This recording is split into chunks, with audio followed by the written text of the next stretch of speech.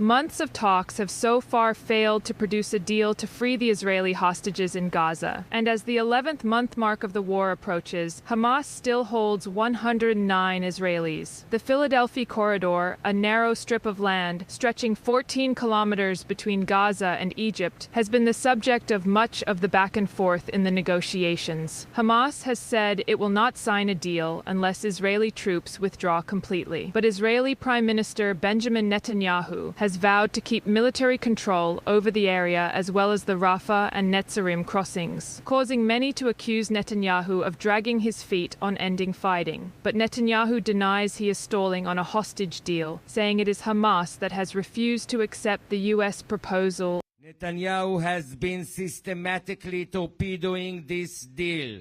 You cannot believe a word he says.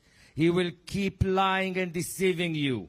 He will tell you one thing, then do the opposite, all for his own personal, political, and criminal motives. He will toss a spark of hope your way, then continue with his delays and sabotage, just as he always does. A U.S. bridging proposal submitted last week has tried to compromise on the IDF withdrawal, but mediators have said that this proposal still over-caters to Israel's concerns. On Saturday, following a meeting with negotiators from the United States, representatives from Egypt and Qatar met with Hamas officials. Meanwhile, a delegation headed by Mossad Chief David Barnea and Shin Bet Director Ronan Bar headed to Cairo on Sunday following U.S. President Joe Biden's call to Netanyahu, stressing the urgency to reach a deal. This is the last chance. You personally can decide whether these hostages will live or die. You hold the power in your hand, do your best. And if a hostage deal is not signed there in Cairo, tell the public the truth. If Netanyahu is sabotaging a deal, tell us the truth. To Benjamin Netanyahu, I say,